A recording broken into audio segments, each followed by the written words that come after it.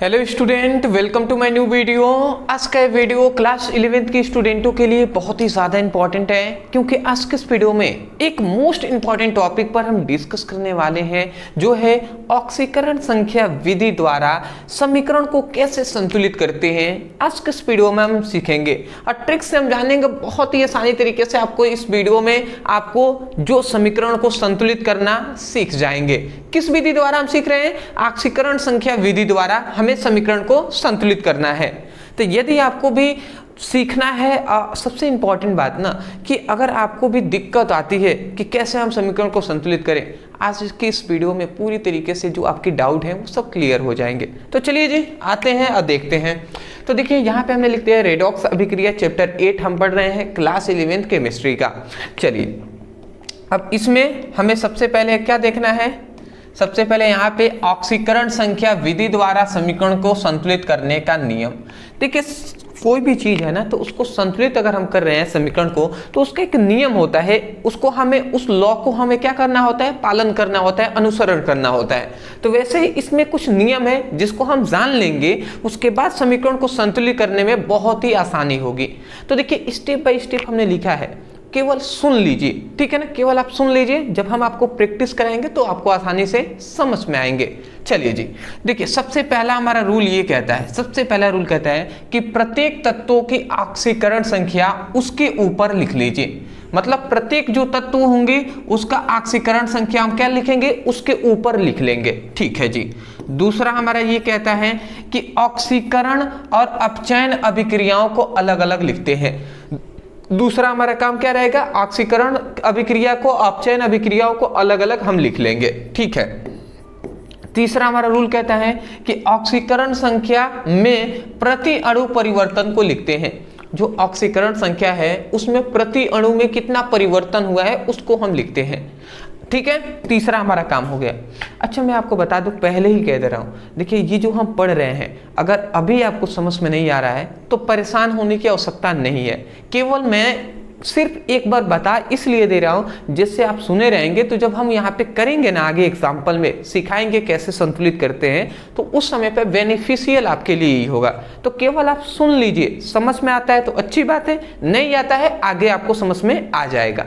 चलिए चौथा हमारा रूल ये कहता है कि ऑक्सीकरण तथा अपचयन को ऐसी संख्या से गुणा कराते हैं, मतलब करते हैं, जिससे दोनों अर्ध अभिक्रियाओं में परिवर्तन समान हो जाए, ठीक है। मतलब यह कह रहा है कि ऑक्सीकरण तथा अपचयन, जो ऑक्सीकरण और अपचयन अभिक्रिया है उसमें ऐसी संख्या से हम क्या करते हैं? गुणा कराते हैं, जिसमें दोनों अभिक्रियाओं का जो परिवर्तन है वो समान हो जाए, ठीक है। अब कैसे होगा वो अभी हम आपको बताएंगे।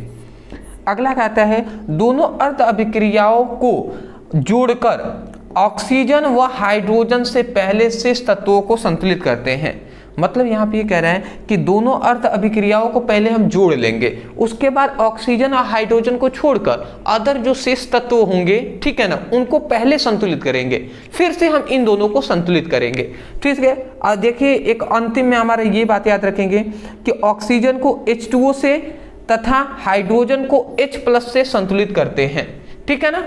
अब चलिए इतनी बात सुन लिए ना, ये आपका पहला लक्षण हो गया कि आपको ये टॉपिक समझ में आने वाला है। क्योंकि मैं जानता हूँ बहुत सारे स्टूडेंट ना सब्र नहीं रख पाते, सब्र नहीं रखेंगे, ये सुने नहीं होंगे, चले गए होंगे, तो भैया चले जाइए, कोई दिक्कत नहीं है। इसी तरीके से कहीं भी आप जाएंगे, जब तक आप रूल को नहीं समझेंगे समझ में नहीं आने वाले। तो पहले रूल आप थोड़ा सा हमने पढ़ कर सुना दिया, अब हम समझेंगे भी, अब करेंगे भी जी। चलिए अब यहाँ पे हमारा आता है ऑक्सीकरण संख्या विधि द्वारा समीकरण को संतुलित करना। कैसे समीकरण को संतुलित करते हैं सुनिएगा। देखिए पहला हमारा एक क्वेश्चन हमने लिया है कि I2 + HNO3 = NO2 + HiO3, ये हमने लिख दिया है।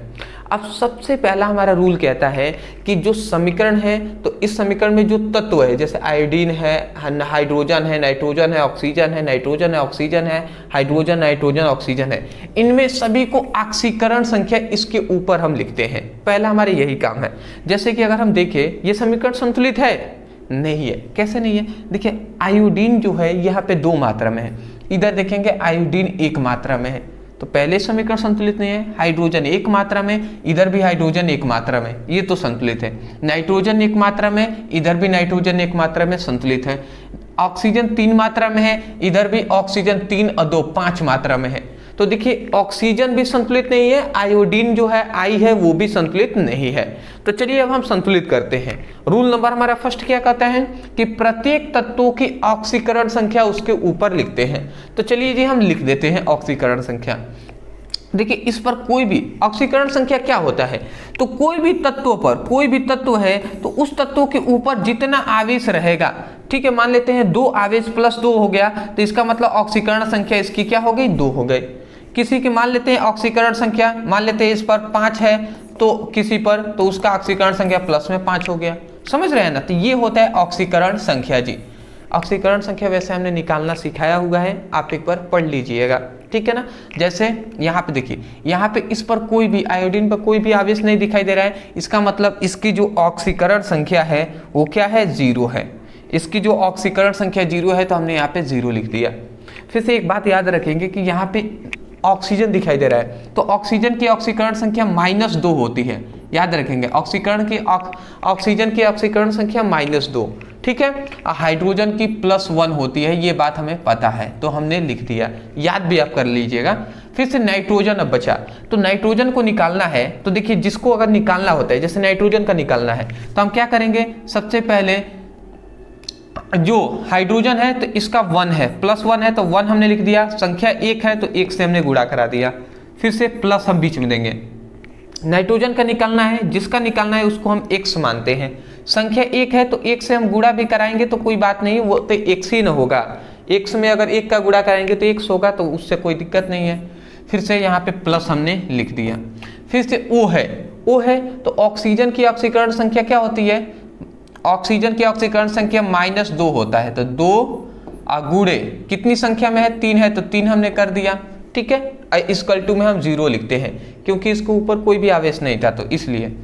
अब देखिए 2 1 एकम में 1 हो गया, अब प्लस x, ये 3 दूना 6 -6 हो जाएगा, = 0। ये क्या हो जाए, x -5 = 0 और x +5 हो जाएगा। तो इसका मतलब नाइट्रोजन की ऑक्सीकरण संख्या +5 हो जाएगी, ठीक है, ये हो जाएगा। इस तरीके से ऑक्सीकरण संख्या निकालते हैं।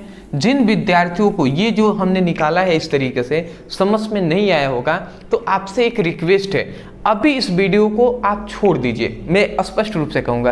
पहले आप जाइए यूट्यूब पे लिखिए ऑक्सीकरण संख्या निकालना सीखे ब्रदर सर, इतना लिख कर सर्च कीजिएगा, हमारी एक वीडियो मिलेगी जिसमें ऑक्सीकरण संख्या कैसे निकालते हैं ये हमने सिखाया हुआ है, उसको पढ़ के आइए, उसके बाद इस वीडियो को देखेंगे, समझ में आएगा।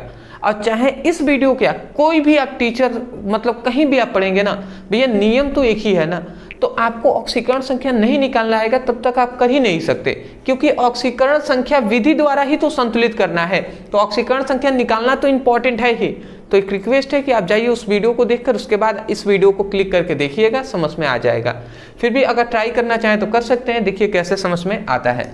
फिर से यहाँ पे देखेंगे ऑक्सीजन की ऑक्सीकरण संख्या -2 होती है और नाइट्रोजन की क्या हो जाएगी, तो देखिए यहाँ पे अगर सिंपल में कहें, देखिए यहाँ पे कोई भी आवेश नहीं दिखाई दे रहा है ना, इसका मतलब ये जो अणु है इस पर कोई भी आवेश नहीं है, इसका टोटल जो आवेश है वो 0 है, सॉरी 0 है।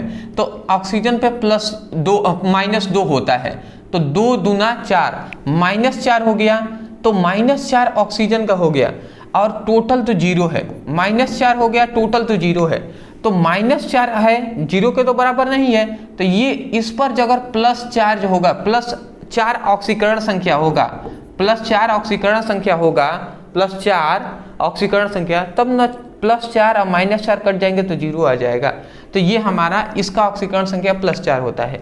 या अदरवाइज निकाल लीजिए, नाइट्रोजन का निकालना है तो x मान लेते हैं और प्लस ये 2 संख्या है और ऑक्सीकरण संख्या -2 है तो 2 हमने लिख दिया, =0, संयोजकता ही हम लिख रहे हैं, ठीक है ना। ये प्लस x और माइनस 2 दूना 4, तो ये -4 =0, x ये 4 इधर जाएगा तो प्लस में 4 हो जाएगा, तो ये 4 हो गया, +4 हुआ तो +4 हमने यहाँ पे लिख दिया है। तो इस तरीके से निकाल सकते हैं आप।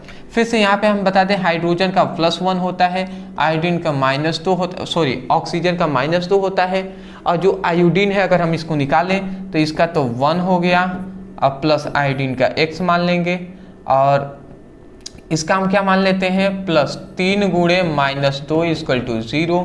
अगर हम इसको सॉल्व करें तो +x 3 दूना 6 तो -6 = 0, x - 5 = 0, x = +5। ये होता है x = +5, मतलब आयोडीन का जो मान निकल गया ऑक्सीकरण संख्या प्लस में 5 हो जाएगा। तो देखिए हमने सबसे पहला हमारा काम जो कहा था क्वेश्चन में, हमारा नियम क्या कहता है कि पहले प्रत्येक तत्वों की ऑक्सीकरण संख्या उसके ऊपर लिखते हैं। तो बताइए हमने लिख दिया ना प्रत्येक तत्वों की ऑक्सीकरण संख्या ऊपर, तो पहला तो हमारे ये काम करना है। दूसरा हमें कहता है कि ऑक्सीकरण और अपचयन अभिक्रियाओं को अलग अलग लिखते हैं। अब यहाँ पे ऑक्सीकरण और अपचयन अभिक्रिया उसको अलग अलग लिखते हैं। जैसे देखिए यहाँ पे आयोडीन को, यहाँ पे आयोडीन है तो इसको लिखेंगे, ठीक है ना, मतलब इसके साथ इसको लिखेंगे, ठीक है। और यहाँ पे देखिए नाइट्रोजन है तो इसको हम इसके साथ लिख देते हैं। तो चलिए लिखते हैं कैसे, तो यहाँ पे सॉरी I2 = ये 0 है ना, इस पर चलिए बाद में लिख लेंगे। ये क्या है HiO3, ठीक है, ऐसे हमने लिख दिया। अब देखिए आयोडीन है, यहाँ पे भी आयोडीन है, तो केवल आयोडीन का ऑक्सीकरण संख्या लिखते हैं। आयोडीन का इधर 0 है, इधर आयोडीन का क्या है +5 है, ये हमने लिख दिया। दूसरा यहाँ पे अगर हम देखें तो HNO3 है, तो यहाँ पे लिखते हैं HNO3। ये किस में बदल रहा है NO2 में बदल रहा है, ये हमने लिख दिया। अब देखेंगे इधर नाइट्रोजन है, इधर भी नाइट्रोजन है, तो नाइट्रोजन क्या लिखते हैं, नाइट्रोजन का इधर क्या है +5 है, और इधर देखेंगे तो +4 ही है, ठीक है ना। इसीलिए हम इसको लिख रहे हैं, क्योंकि इधर देखेंगे तो ऑक्सीजन का -2 है, तो इधर भी तो -2 है ना, तो ऑक्सीजन का लिखेंगे नहीं। हाइड्रोजन तो इसमें है नहीं, इन दोनों में हाइड्रोजन तो है नहीं, एक में है तो एक में नहीं है, तो इसका लिखेंगे ही नहीं। नाइट्रोजन के इधर +5 है, इधर +4 है, तो अंतर हुआ है। तो अब देखिए, तो सबसे पहले हमने ऑक्सीकरण और अपचयन अभिक्रियाओं को इस तरीके से लिख दिया। लिखने के बाद फिर से रूल हमारा कहता है ऑक्सीकरण और अपचयन को अलग अलग लिख दिया। फिर रूल कहता है ऑक्सीकरण संख्या में प्रति अणु में परिवर्तन करते हैं, परिवर्तन लिखते हैं, मतलब ऑक्सीकरण संख्या में प्रति अणु में क्या परिवर्तन हुआ है, कितना, उसको लिखेंगे। तो ये बताइए कि अगर हम परिवर्तन यहाँ पे निकालें, परिवर्तन प्रति अणु में, जो ऑक्सीकरण संख्या में प्रति अणु में परिवर्तन हुआ है उसको, इसका मतलब सिंपल से यही हुआ है कि देखिए कितने की वृद्धि हुई है। ये आयोडीन इधर 0 है, 0 से 5 +5 की वृद्धि हुई है, तो हम यहाँ पे वही 5 की वृद्धि हुई तो 5 हम लिख देंगे। यहाँ पे देखेंगे तो +5 था और यहाँ पे +4 हो गया है, मतलब 1 की कमी हुई है, एक ही की नहीं कमी हुई है, तो हम यहाँ पे 1 लिख देंगे। परिवर्तन तो एक ही का हुआ है, 5 था तो 1 घट गया है, तो परिवर्तन एक ही ना हुआ है, और यहाँ पे 0 से 5 हुआ है तो 5 का परिवर्तन हुआ है, तो 5 हमने लिख दिया। तो ये हमने लिख दिया परिवर्तन। फिर से रूल ये कहता है कि ऑक्सीकरण संख्या में प्रति अणु परिवर्तन लिखते हैं। फिर रूल कहता है ऑक्सीकरण तथा अपचयन को ऐसी संख्या से गुणा करते हैं जिससे दोनों अर्ध अभिक्रियाओं में जो परिवर्तन है समान हो जाए। फिर से रूल हमारा ये मतलब, कहने का मतलब ये रूल ये है कि हमें इन दोनों में ऐसी संख्या से गुणा करना है जिससे ये जो परिवर्तन दोनों का है वो इक्वल हो जाए, ठीक है। इस बात को याद रखेंगे। थोड़ा सा एक और बात याद रखिएगा, देखिए यहाँ पे नाइट्रोजन की संख्या 1 है, यहाँ पे भी 1 है, तो 1 नाइट्रोजन है, इसलिए 1 का हम चाहे तो यहाँ पे गुणा भी कराएंगे तो 1 ही होगा, तो ये गुणा 1 कराया जाता है, तो मतलब 1 का गुणा करेंगे 1 ही होगा, इसलिए हमने इसको छोड़ दिया। इधर देखेंगे आयोडीन 2 मात्रा में, इधर 1, मतलब आयोडीन 2 मात्रा में है ना, अधिक वाले को लेते हैं, 2 मात्रा में है, तो इसीलिए हम इसमें 2 का गुणा कराते हैं, ठीक है ना। तो 2 का गुणा कराएंगे तो ये 10 हो गया, मतलब इसका जो परिवर्तन हुआ है 10 है और नीचे वाला नाइट्रोजन का परिवर्तन 1 है। तो अब हमें ये 10 और 1 को इक्वल करना है, तो क्या कर सकते हैं हम इस वाले में, इसमें हम यहाँ पे 10 से हम गुणा करा देते हैं। अगर हमने नीचे 10 से गुणा करा दिया तो 10 नाइट्रोजन हो जाएगा कि नहीं, 10 नाइट्रोजन की संख्या हो जाएगी। तो 10 नाइट्रोजन की संख्या हो गई, तो इसका मतलब इसका तो देखिए 1 का परिवर्तन हुआ है तो 1 लिखा ही है, और 10 नाइट्रोजन अगर हो गया तो 10 का अगर हम इसमें गुणा करा देंगे तो ये 10 हो जाएगा कि नहीं, तो दोनों 10-10 हो जाएंगे, तो इसीलिए हमने यहाँ पे 10 का गुणा करा दिया बस इसमें। ठीक है, तो ये अब परिवर्तन क्या हो गया, इक्वल हो गया। जैसे ही परिवर्तन इक्वल होता है अब इसको हम जोड़ते हैं, अब हम इसको जोड़ते हैं। तो चलिए जी अब हम इसको जोड़कर लिखते हैं, देखते हैं क्या मिलता है हमें। देखिए सबसे पहले यहाँ पे I2 है तो हम लिख देंगे I2 प्लस ये 10HNO3 सॉरी, फिर से यहाँ पे है तो HiO3 प्लस NO2 ये हमने लिख दिया जी।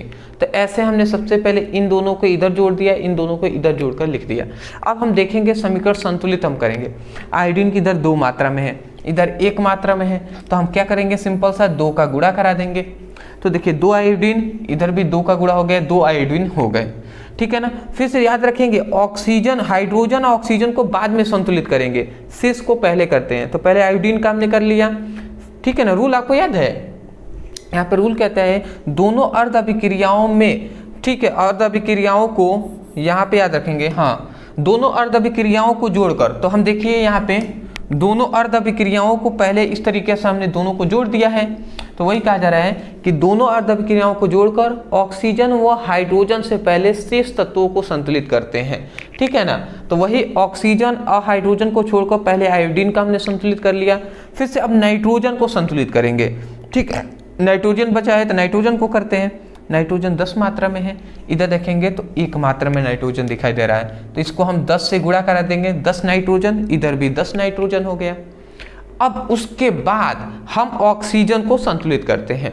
तो देखिए ऑक्सीजन इधर कितने मात्रा में, 10 तिया 30 मात्रा में ऑक्सीजन है, 10 तिया 30 मात्रा में ऑक्सीजन है।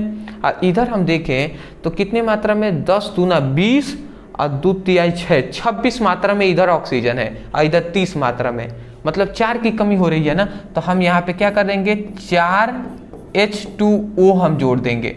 ठीक है ना, जैसे यहाँ पे 10 तिहाई 30 ऑक्सीजन है तो इधर भी आप देख लीजिए 10 दूना 20 और 20 और 3 दूना 6, 26 और 26 और 4 क्या हो गया, 30 हो गया। तो 30 ऑक्सीजन भी हो गए।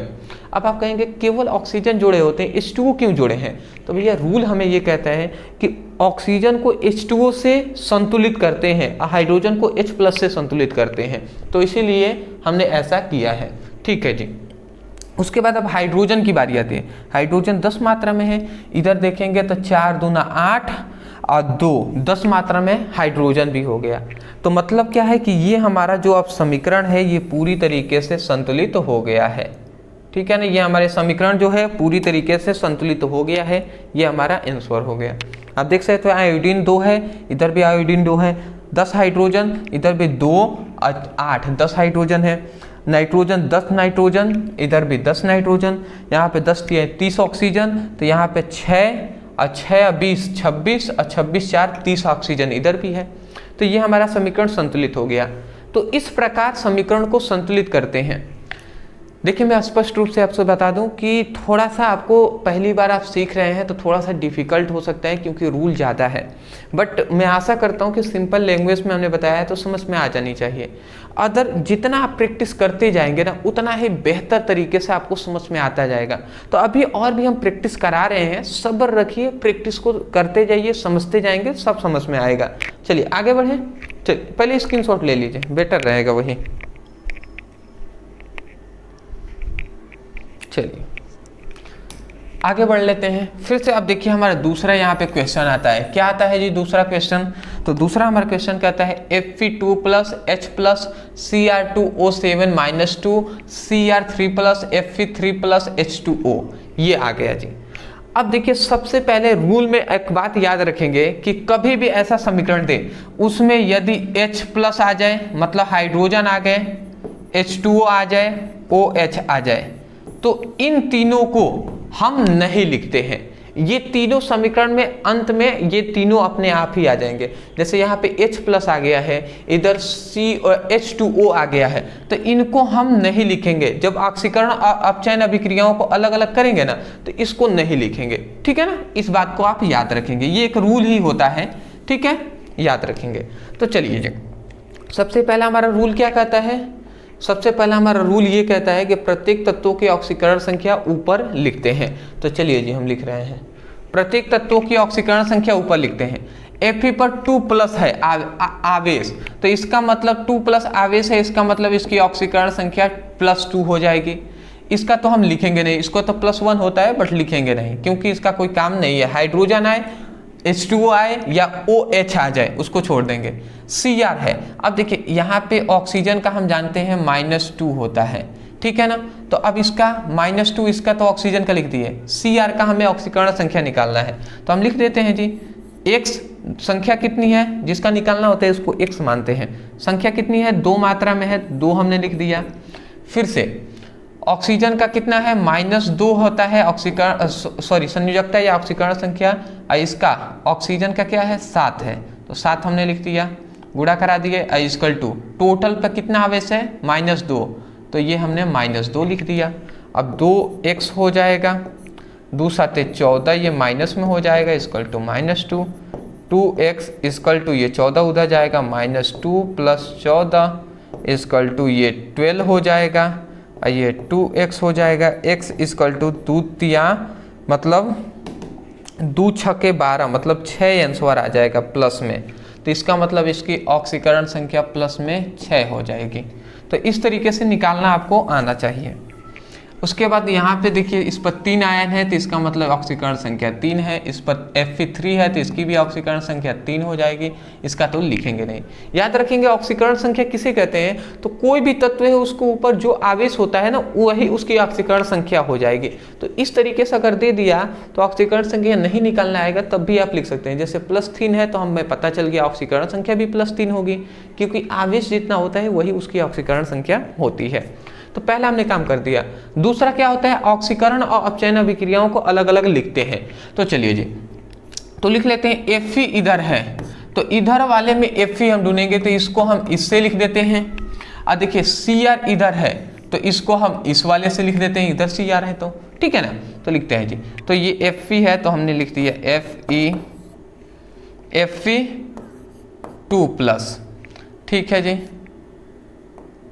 Fe2+ है तो इसको हमने यहाँ पे लिख दिया। ये कहाँ पे बना है? Fe3+ में, Fe3+, ठीक है। यहाँ पे दूसरा है Cr2O7, ये -2 है, ये किस में बदला है? तो ये Cr+3 में बदला है, ठीक है। इतनी बात हमने लिख दिया। इसको इसके साथ लिख दिया, इसको इसके साथ लिख दिया। ऑक्सीकरण संख्या हम लिख लेते हैं। जैसे Fe पर 2 ऑक्सीकरण संख्या इस पर थी, इधर कितनी? Fe पर 3 ऑक्सीकरण संख्या हो गया है। इधर देखेंगे तो क्रोमियम, जो क्रोमियम है इस पर देखेंगे ऑक्सीकरण संख्या प्लस में 6 है, परंतु इधर हम देखेंगे तो इस पर क्रोमियम पे क्या है? प्लस में 3 ऑक्सीकरण संख्या है। तो यदि हम परिवर्तन निकालें, ठीक है ना, परिवर्तन नीचे और ऊपर दोनों में, तो निकाल कर देख लेते हैं जी। तो बताइए इधर 2 है प्लस में इधर 3 है, परिवर्तन एक ही का ना हुआ है जी। परिवर्तन का मतलब होता है इन दोनों में कितना का डिफरेंट है? 2 और 3 में कितना का डिफरेंट है? 1 का ना, तो 1 हम लिख देंगे यहाँ पे, ठीक है। परंतु अब देखिए इसकी संख्या 1 है, इसकी भी संख्या 1 है, तो इसलिए 1 का गुणा भी कराएंगे तो वो बात एक ही होगा, इसलिए नहीं करा रहे हैं। फिर से यहाँ पे देखेंगे +6 है, इधर +3 है, तो इन दोनों में कितने का डिफरेंट है? 3 का ही ना। देखिए +6 है, ये 3 है, 3 और जोड़ देंगे तो 6 हो जाएगा, तो 3 का डिफरेंट है, तो इसका मतलब ये 3 की परिवर्तन हो जाएगा। परंतु एक काम देखिएगा, क्रोमियम 2 मात्रा में है तो हम 2 से इसको गुणा करा देंगे, तो ये कितना हो जाएगा? 6 हो जाएगा। तो ऊपर वाला नीचे वाला 6 हो गया, ऊपर वाला तो 1 ही है। तो रूल हमारा ये कहता है कि हमें इन परिवर्तनों को इक्वल करने के लिए हम गुणा इसमें करा सकते हैं। तो तो हम क्या कर सकते हैं कि यदि हमने ऊपर वाले में इसका ही ना एक है, तो ऊपर वाले में यदि हमने इसमें 6 से गुणा करा दिया तो 6 Fe हो जाएगा, तो इसका मतलब 6 से इसमें भी गुणा हो जाएगा, तो ये भी तो 6 हो जाएगा ना, समझ रहे हैं। तो अब ये 6 से हमने गुणा करा दिया तो परिवर्तन जो है ये इक्वल हो गया, और जैसे ही परिवर्तन इक्वल हुआ तब हमारा रूल कहता है कि इन दोनों को हम इक्वल करके जोड़ देते हैं पहले। तो हम क्या करेंगे, सिंपल सा आप जोड़ देंगे जी, ठीक है। चलिए इन दोनों को आप जोड़ देते हैं, तो ये क्या है 6Fe2 प्लस है, ठीक है ना। उसके बाद यहाँ पे Fe2 प्लस फिर से इसको जोड़ेंगे, तो ये क्या है Cr2O7 है और -2 है। फिर से यहाँ पे क्या है Fe3 प्लस है, यहाँ पे क्या है Cr3 प्लस है, ठीक है। इतना हमने लिख दिया, ये जो लिखा था वो हमने लिख दिया। ऑक्सीकरण संख्या को अब लिखने की कोई आवश्यकता नहीं है, इसीलिए ऐसे ये वाले संख्या नहीं लिखे। इतनी बात समझ के अब हम समीकरण को क्या करेंगे, पहले हमने लिख दिया है, अब समीकरण को संतुलित करते हैं। Fe 6 मात्रा में, इधर Fe 1 मात्रा में, तो इधर हम 6 से गुणा करा देंगे, ठीक है जी। उसके बाद हम क्रोमियम को अब देखेंगे, फिर से ऑक्सीजन को अंत में देखेंगे, ऑक्सीजन और हाइड्रोजन को अंत में देखते हैं। तो क्रोमियम को देखेंगे, क्रोमियम इधर 2 मात्रा में, इधर भैया 1 मात्रा में, तो इधर भी हम 2 से क्रोमियम के लिए गुणा करा देंगे। ये 2 मात्रा, ये भी 2 मात्रा में। अब आता है ऑक्सीजन, ऑक्सीजन इधर 7 मात्रा में है और इधर ऑक्सीजन है नहीं है, तो ऑक्सीजन को H2O से संतुलित करते हैं। इधर 7 मात्रा में है, तो इसका मतलब इधर हम 7 मात्रा में H2O को जोड़ देंगे। तो H2O को हमने 7 मात्रा में जोड़ा, 7 ऑक्सीजन हो गए ना, इधर भी 7 ऑक्सीजन।